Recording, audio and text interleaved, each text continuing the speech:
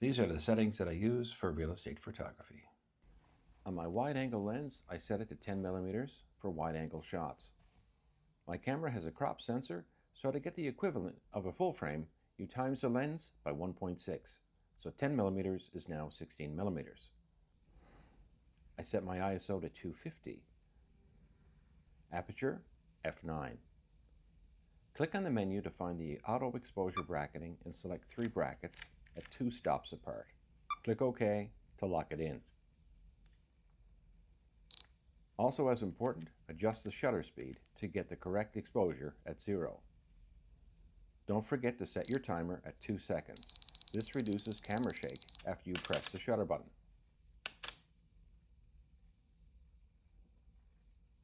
So what's happening is that the camera is taking 3 pictures: an overexposed photo, an underexposed photo, and a normal exposed photo.